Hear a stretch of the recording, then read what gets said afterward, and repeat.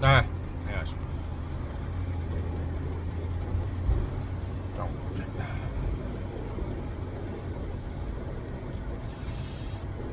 전 세계적인 흐름, 아, 금융 상황, 이 상황을 좀 지켜보면서 약간 좀 평소랑 다른 어떤 모양을 보여주는 것이 이제 지금 일본 증시입니다. 근데 일본 증시 같은 경우는 약간 좀 안정되게 가는 경향이 있었거든요. 그리고 이제 미국이 떨어지면 그만큼 떨어지고 미국이 오르면 그만큼 오르고. 그러니까 우리는 좀 더 이제 변동성이 심했고, 일본 같은 경우는 좀 안정감 있게 지금 진행이 되는 상황이 되게 강했었는데, 지금 보면 목요일날 금요일날 보니까 일본이 지금 하락세가 되게 컸어요. 일본이 되게 많이 하락했더라고요. 일본은 우리가 보통 이제 반도체에만 집중되어 있는 것이 아니라 전반적으로 여러 가지 종목에 의해서 다양하게 스프레드가 돼 있다고 이제 우리가 얘기를 했는데도 불구하고 일본이 지금 하락폭이 나스닥이라든지 다우지수 이런 데보다 지금 상당히 지금 높습니다. 그래서 이 부분을 좀 뭐 얘기하는 좀 영상이 없어가지고 이야기를 하는 거죠. 그러니까 사실 국제 정치를 하시는 분들, 얘기하시는 분들은 일본 얘기를 되게 많이 하잖아요. 근데 이제 금융은 보통 일본 얘기를 잘 안 하시는 분들이 많아요. 왜? 보통 이렇게 별로 그거에 대해 배운 적도 없고 관심을 안 가져서 그렇죠. 그래서 보면 일본 증시 얘기를 잘 안 해요. 보면 뭐 각도기도 그렇고, 홍춘욱 박사 같은 경우는 일본 증시 얘기를 좀 하는 이유가 거시적인 어떤 안목을 가지고 계시잖아요. 그 국민연금도 했고. 근데 이제 우리가 국제경제라든지 국정기영 이런 걸 전공한 사람들은 늘 항상 이제 일본 증시를 잘 유심히 보고 있습니다. 그 이유는 뭐냐면, 일본은 아시아의 이게 미국 연락소예요. 미국 연락소입니다. 그러니까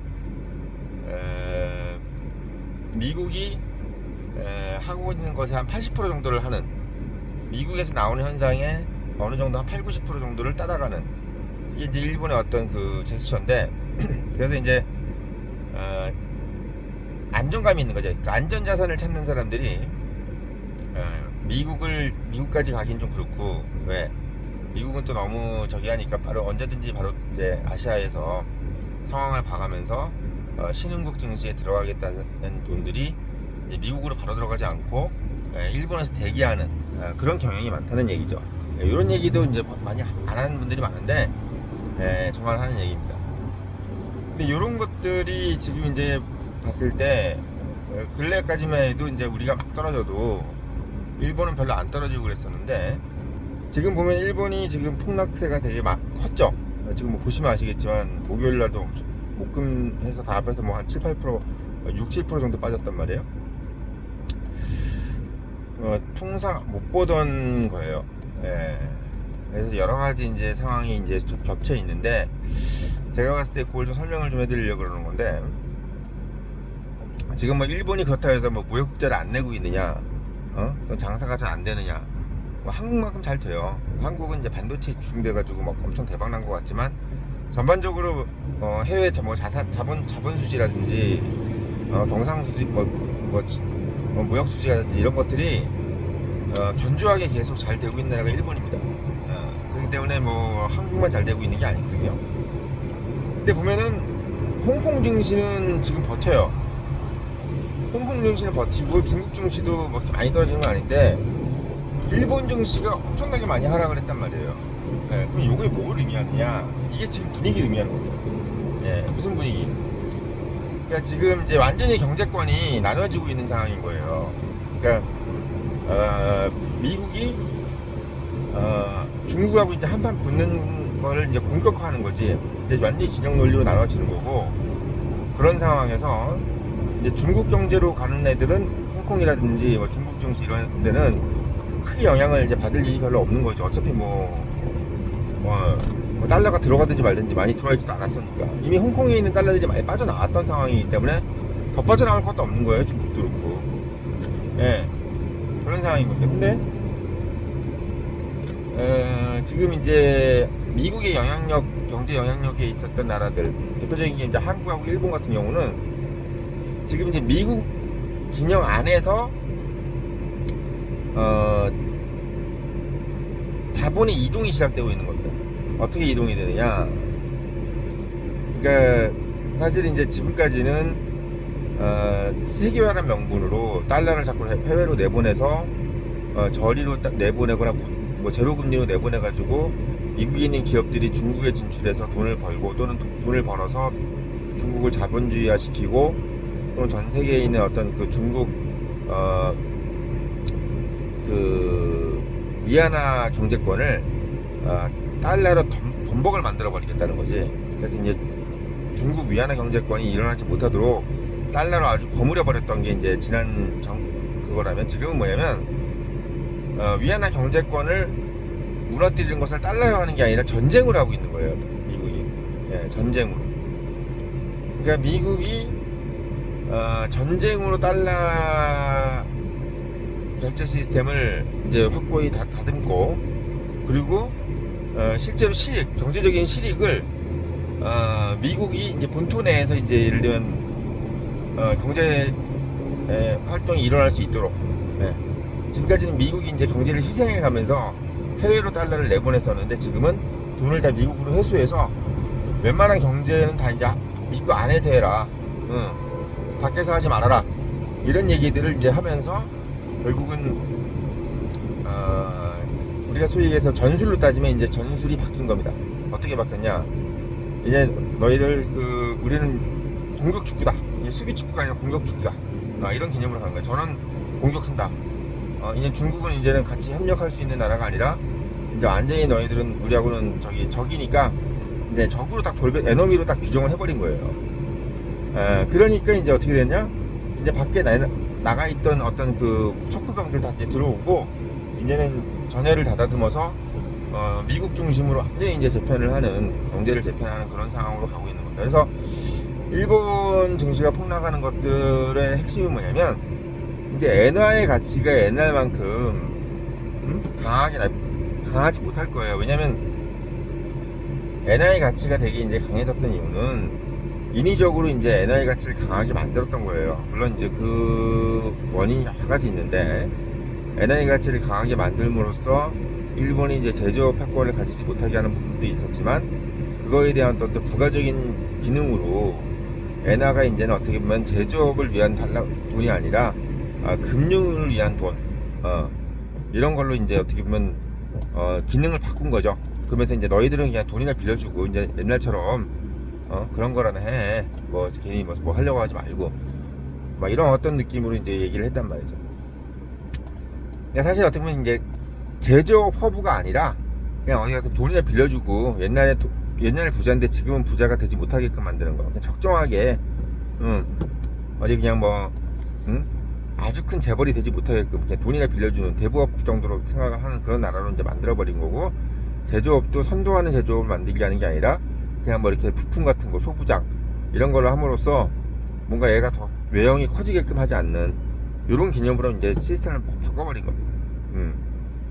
바꿔버린 거예요. 그러면서 이제 사실은 예전에는 중국하고 미국하고 친할 때는 중국이 이제 그런 어떤 좀 생산적인 어떤 허브를 만들어서 아시아를 일본하고 중국을 좀 나누고, 이럼으로써 이제 러시아라는 것이 이제 완전히 망하고 나서도 솔직히 어떻게 될지 모르잖아요. 그러니까 89년도에 망했지만 그게 뭐 완전히 이제 굳히기로 한 10년 20년 지나야지 완전히 이제 망하는 걸로 굳혀지는 거 아닙니까? 그때까지 중국을 키워준 거예요. 망했다 해서 바로 죽는 게 아니잖아. 그러니까 이제 러시아가 완전히 죽는 모습, 숨통이 끊어지는 것을 볼 때까지 중국을 키워준 거야. 그런데 그 찰나에 지금 뭐냐면 중국이 이제 거의 뭐 거인이 된 거죠. 그런 상황입니다. 근데 이제 이런 상황에서 엔화라는 것이 이제는 사실은 일본이라는 기능이 예전에는 어떻든 간에 중국을 견제하든 북한을 견제하든 아니면 뭐 러시아를 견제하든 이렇게 견제의 기능이 있었다면, 지금은 일본의 기능이 뭐냐면, 물론 견제의 기능이 없어지는 건 아니지만 일본의 기능을 이제 그런 기능이 아니라 그냥 진짜 완전히 상황병적인 개념, 그냥 보초 쓰는 개념으로 놔두고, 거기서 이제 뭘 하고 말고 한 이런 개념이 아니라 그냥 너희들도 다 그냥 이제는 부속이야. 이제 미국이 다 핵심이고 너희들은 다 부속이야. 이런 식으로 완전히 이제 기능을 지위를 저하시키는 겁니다. 일본의 지위가 이제는 옛날만 못할 거예요.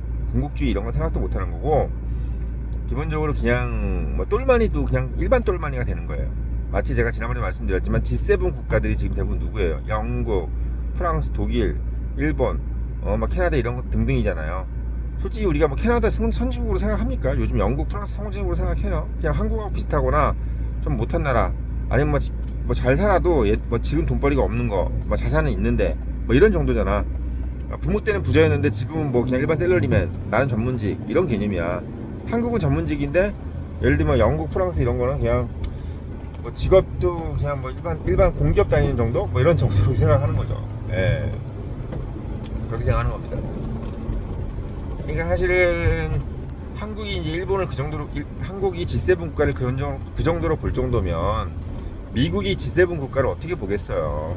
예, 어떻게 보겠습니까? 그냥 도움을 받아야 될 나라가 아니라 아니 뭔가 조금 삥을 뜯기고 있는 나라 같은 느껴지는 거야. 아, 내가 뭐 도움을 주는 것 같은 느낌이 드는 거지. 옛날에는 이제 G7이 뭐였냐면 미국이 이제 달러 근본위를 폐지하고 달러라는 것이 이제 아무런 금으로 바꿔줄 수도 없는 돈인데 이것이 마치 대단한 돈인 것처럼 도장을 찍어준 거야. 일본이라든지 프랑스 뭐 이런 나라들 G7 국가들이 모여가지고 야, 달러 근본이 아니래도 달러는 대단한 돈이야 라고 이제 서로 이제 합의를 한 거야. 속으로는 웃었겠지. 왜? 속으로 이렇게 생각했을 거야. 야, 니네들 그거 뭐 몇십 년 가겠냐? 하지만 겉으로는 안 그랬단 얘기지. 속으로는 막 이제 비웃었을 거라고. 너희들도 끝났구나 미국도 이렇게 생각했을 거란 말이야. 70년대 때. 근데 그때 왜 찍어줬냐면 소련이 아직 안 망하고 있잖아요. 공산주의라는 것이 지금 눈을 번들번들 뜨고 있는데 미국이 망해버리면 자기들은 진짜 개박살이 나니까 미국이 그걸 믿은 거예요. 예. 근데 미국은 어떻게 보면 안보라는 것을 빌미로, 그리고 대공산주의 연합이라는 것을 빌미로 해서 자기 나라 돈을 금으로도 바꿀 수 없는 그 돈을 뭘로 만들었다? 예, 그 달러를 금으로 아예 만들어버린 거야. 그런 상황입니다. 얼마나 일목요연하게 잘 설명해주고 있습니까? 영국도 그렇게 하려고 그랬는데 못했죠. 왜 못했느냐? 그런 직전까지 갔다가 독일이 전쟁을 1, 2차 세계대전 일으키는 바람에 그걸 못한 거예요. 왜? 전쟁이 일단 났으면 이겨야 되는 거잖아. 근데 이긴 게 아니라 거의 뭐 서로 피칠갑이 되고 간신히 이겼잖아. 그것도 2번이나. 그러니까 이제 전 세계가 봤을 때는 뭐 그냥 별거 아니네 이렇게 돼버린 거예요. 그러니까 이게 패권국이란 것은 돈도 돈이지만 일단 힘을 보여줘야 되는데 영국이 2차 세계대전까지 이루면서 힘을 보여주지 못하고 막판에는 결국 미국의 손까지 빌려가면서 이기는 걸 보니까 똘마니들이 봤을 땐 별거 아니네 이렇게 돼버리는 거야. 그러니까 패권을 잃은 거예요. 미국이 이란을 저렇게 개박살을 내고 반 죽이네 살리네 하는 이유가 뭐냐면, 그리고 소련이 지금 저렇게 박살이 났잖아요. 1989년에. 그리고 지금 중국을 저렇게 박살을 내려고 하는 이유는 뭐냐면 패권을 유지하려면 누가 작살이라는 걸 봐야 돼요.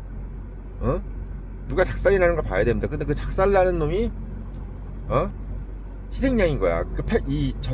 지금 이런 정제권에서는 작살이 안 나게끔 희생양이 되지 않는 게 되게 중요해. 그래서 제가 그 말씀을 드리는 거야.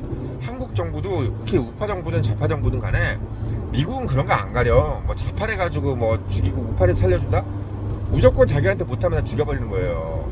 무조건. 눈에 띄는 순간 박살 나는 거야 그냥.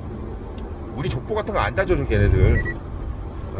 그걸 명심해야 돼요. 우리가 뭐 국민의힘이니까 막 살려주겠다 그런 거 없어. 박근혜 대통령 탄핵되는 거 봐요. 가만히 있잖아. 예. 무서워. 그러니까 지금 제가 이재명 대통령이 좌파 정부인데도 지금 저렇게 살려고 발버둥을 치고 어쨌든 간에 친미국가인 것처럼 막 하려고 이렇게 하는 모습이 애처로운 게 뭐냐면, 그러니까 불쌍한 게 아니라 불쌍한 거지. 애처로운 게 아니라 그게 뭐냐면 미국이라는 나라가 그런 나라인 거야. 다 아는 거야. 그러니까 미국이라는 나라가. 예. 그래 지금 언론 다시 돌아오면 일본 엔화가 지금 이제 가치가 점점 약해질 겁니다. 250엔 갔던 게 125엔이 갔어요. 플라자 합의를 통해서. 그러니까 가치를 2배로 올려줬는데 그 가치가 사실 인위적인 가치고, 지금의 일본이라는 나라가 그때의 그 경제권도 안 되잖아. 그러니까 경제는 반토막이 났는데 그때만 해도 전 세계 경제 20%가 일본이었어요. 전 세계 GNP의 20%가 일본이었단 말이야. 근데 지금은 4% 3%밖에 안 돼. 그러니까 쪼그라든 나라에서 엔화의 가치가 오를 수가 없지. 엔화의 가치가 계속 떨어진다고 한다면은 외국 애들이 일본 증시에다 돈 넣어가지고 돈을 아무리 벌면 뭐예요. 엔화 가치가 떨어져가지고 결국은 똔똔이 돼버리는데. 응? 그래서 우리가 환율을 그렇게 중요시 여기는 이유도 환율이 내려가야 증시가 돌아와요. 외국 애들 입장에서 봤을 때 우리는 1,500원 절대 지킨다 그러지만 외국 애들이 봤을 때 그걸 어떻게 믿어. 2,000원 될 수도 있는데 1,500원에서 2,000원 돼버리면 어떤 주식에다 넣어가지고 내가 수익을 안 들 똔똔이거나 마이너스야. 그러니까 외국 애들 입장에서는 환율이 불안하다는 느낌이 들면 무조건 나가버리는 거예요. 아이, 야, 위험하게 일하지 말자 이렇게 돼버리는 거야. 근데 지금 일본이 약간 일본 돈이 약해질 거라는 느낌을 받는 거예요. 왜? 전반적인 환경이 그렇잖아. 예. 일본 돈 자체가 쓰임새도 약하고. 왜 약하냐? 옛날에 제로금리니 저금리로 이렇게 빌려줄 때만 해도 일본이 돈을 저금리로 센 화폐를 적게 빌려주니까 얼마나 일본 정부가 목에 힘을 주고 다녔어요. 근데 지금은 제값 받고 빌려준다 그러니까 무슨 생각이 들어? 아예 뭐 그렇게 빌릴 것 같으면 내가 뭐 굳이 뭐 너희들한테 줄 필요도 없는 거고. 점점 일본 정부의 힘이 약해지는 거죠. 예. 그러니까 엔화가 제로금리일 때 일본 정부가 힘이 좋았어요. 왜? 일본 정부가 잘 보이면은 제로금리로 돈을 빌릴 수 있는데 얼마나 살살거렸겠어. 그러니까 그렇게 일본이 한장을 했던 거야, 우리 전 세계 사람들이. 근데 점점 이렇게 엔화가 약세가 되고 금리가 이렇게 올라가 버리고 이렇게 돼 버리면 별로 그렇게 이제 옛날 같지가 않은 거지. 예, 옛날 같지가 않은 겁니다. 뭐 한국이나 일본이나 비슷한 거네. 뭐 이런 식으로 가버리는 거예요. 일본이 저렇게 금리를 올리면 올릴수록 일본 돈이 세지는 게 아니라 일본 돈이 약해질 거라는 거에 대한 어떤 그 방어 차원에서 금리를 올리는구나라고 이제 그렇게 이해를 해버리는 거죠. 왜? 워낙 강할 때도 제로금리였으니까. 일본 돈이 엄청 가치가 높을 때도 제로금리였는데 지금 일본 돈이 옛날만도 못한데도 금리를 올리니까 사람들이 생각할 때는 이게 가치가 떨어질 것 같으니까 금리를 올리는구나 라고 생각을 하는 거지. 가치가 떨어질 것 같으니까 금리를 올리는구나 이렇게 생각하는 거예요. 반대 시그널을 주는 거야. 이게 주는 시그널은 또 여러 가지가 있죠. 결국은 이제 일본이라는 나라의 위치가 옛날만은 못할 것이라는 느낌도 있지만 또 하나는 뭐냐면 제가 금요일날도 얘기를 했지만 전 세계 자금이 지금 미국으로 빨려 들어간다라는 부분이 왜 이게 중요하냐면 지금은 여력이 없어요. 현금의 여력이 없어. 지금 돈이 필요한 기업들이 넘쳐나요. 그러니까 시스템이 바뀌고 있는 거야. AI 시스템이라는 게 단순히 그냥 넘어가는 시스템이 아니에요. 이거는 다른 세상으로 넘어가는 거예요. 확실해. 근데 지금 이거를 자꾸 의미를 축소하려고 하는 이유가 뭐냐면 지금 돈이 너무 많이 들고 또 AI라는 것의 선도를 미국이 하고 싶은 거예요. 완전히 요번에 중국을 앞질러서 미국이 AI 시스템에서 선두국가가 될 수 있는 방법은 뭐냐면 이번에 돈을 확실하게 투자를 해가지고 완전히 그냥 넘사벽으로 초격차를 만들어 버리려고 지금 하고 있는 거야. 그러니까 돈이 막 무진장하게 들어가는 거예요. 지금 미국 달러가 거기 다 들어가고 있는 거예요. 전 세계에 있는 모든 자금이 AI 인바이러먼트로 바꾸려고 지금 미국 애들이 발광하는 모습으로 다 들어가고 있는 겁니다. 스페이스X도 마찬가지인 거예요. 지구의 환경 자체를 완전히 AI 중심으로 만들어 버리려고 하는 거예요. 근데 이러다 보니까 사실은 또 부가적으로 뭐가 생기게 되냐면 우리가 일반적으로 되게 강했다고 하는 엔화도 약해지고 그리고 일본이 가졌던 경제적인 지위도 떨어지는 겁니다. 거기다가 되게 재밌는 게 뭐냐면 지금 금이 떨어지고 있죠. 예, 그다음 비트코인이 떨어지고 있어요. 이 금이랑 비트코인이 옛날에 로버트 기요사키가 금은 비트코인은 무조건 사라고 생 난리를 쳤잖아요.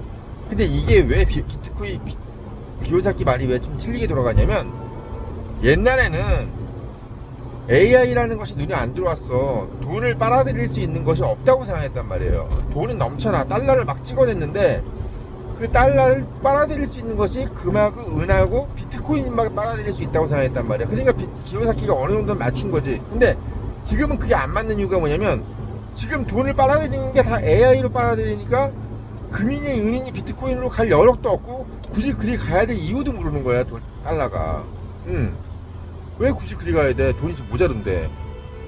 돈이 넘쳐야지 금, 은, 비트코인이 가치가 있는 건데 돈이 넘쳐나지 못하는 거예요. 이게 핵심인 겁니다. 그러니까 지금 저도 비트코인을 어느 정도 좀 가지고 있다가 사실 비트코인에 대해서 제가 마음을 접은 이유가 뭐냐면 AI가 갖고 있는 이 분위기가 심상치가 않은 거예요.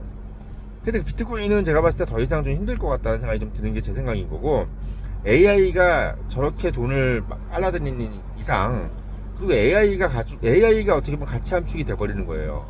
옛날에는 금이니 은이니 비트코인 이런 게 가치를 저장할 수 있는 수단이 됐다고 생각했는데, 지금은 AI 자체가 가치를 함축할 수도 있지 않겠느냐. 이런 식으로 AI가 가치를 저장할 수 있는 가치가 될 수도 있겠구나 하는 생각이 드는 거거든요. 왜? 돈을 너무 많이 빨아들이니까.